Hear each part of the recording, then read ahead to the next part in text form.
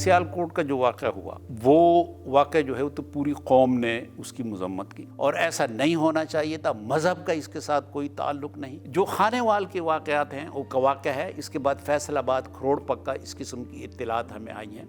ये बहुत ही यानी हमारे लिए शर्मिंदगी के वाक़यात हैं। इस्लाम हरगिज़ इसकी इजाज़त नहीं देता।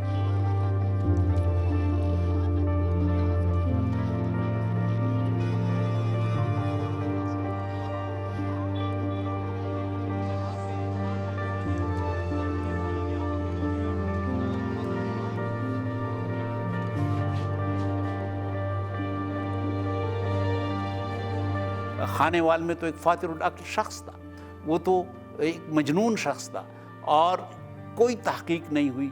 इस तरीके से लोगों ने इस्लाम के मुक़द्दस नाम को, मज़हब के मुक़द्दस नाम को जिस तरीके से लिंचिंग के लिए इस्तेमाल किया, ये मॉब जस्टिस नहीं है, ये मॉब वायलेंस है। ये मॉब वायलेंस जो है इसकी हरगिज़ इजाज़त नहीं है, हरगिज़ ज़रूरत नहीं है। ज़रूरत इस बात की है कि हम अपने माशरे की एक नफ्सियाती तहलील भी करें। यहाँ पे ये अब किसी दूसरे मुल्क में ऐसा नहीं हो रहा, हमारे यहाँ ऐसा हो रहा है कि झगड़ा होता है कोई और। अब मसलन सियालकोट के बारे में भी तकरीबन इस पर इत्तिफाक है कि झगड़े की नौइयत मुख्तलिफ थी। कुछ मुलाजमीन थे जो काम नहीं कर रहे थे और ये जो मैनेजर था श्रीलंकन, ये चाहता था कि जितनी आप मेहनत करते हैं उतनी आपकी मजदूरी हो। ये असल झगड़ा था जिसको ये रंग दिया गया। जो दीगर वाक़यात होते हैं उसमें भी कोई झगड़ा ज़मीन का होता है, झगड़ा कोई दुकान का होता है, कोई और आपकी एक कोई तनाज़ा पैदा हो जाता है, आसानी से आप उसको रुख दे देते हैं तौहीन मज़हब। ये बड़ी आम बात है और मेरा ख्याल है कि इस पर बहुत गौर करना चाहिए, इसलिए कि देखें, दो चीज़ें होती हैं जो किसी फ़र्द को, किसी रियासत के शहरी को अमल से रोकती हैं। एक ये कि उसका माइंड सेट, उसकी सोच आप बदल दें, उसकी सोच में एक चीज़ आप डाल दें जो उसको रोकती है कि ये काम उसको करना चाहिए, एक नहीं करना चाहिए। एक दूसरी चीज़ जो ज़रूरी है वो है कि उसको ये पता हो कि अगर मैंने ये काम किया तो मैं इसकी सज़ा से नहीं बच पाऊँगा। सज़ा भी एक इम्पॉर्टेंट जुज़्व है किसी चीज़ को इम्प्लीमेंट करने का।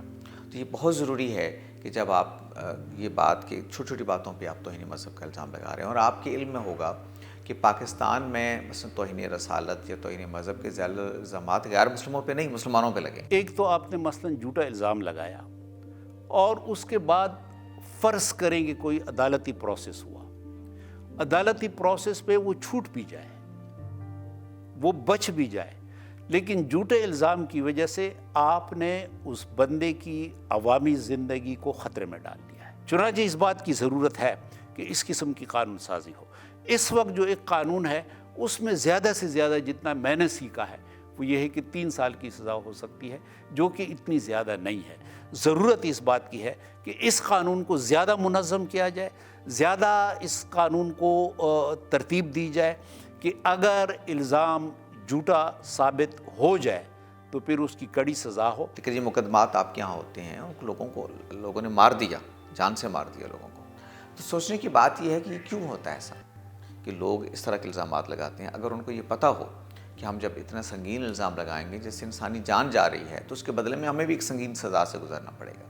तो ये बहुत ज़रूरी है, इस पर कानून साजी भी होनी चाहिए और रियासत को इस पर बहुत शदीद रद्द-ए-अमल का इज़हार करना चाहिए। ये सारी बातें हैं कि जिसको आप बहुत ही अब संजीदगी के साथ हमने इस पर गौर करना होगा और इसके लिए लायहा अमल बनाना होगा। ये रियासत की भी ज़िम्मेदारी है, वो अदालती और कानूनी हवाले से है, लेकिन जो मुआशरती ज़हन साजी के इदारे हैं उनकी भी ज़िम्मेदारी है कि वो आगे आएँ, क्योंकि मुआशरा हम सब का है और हम सब ने अपनी ज़िम्मेदारियाँ पूरी करनी हैं।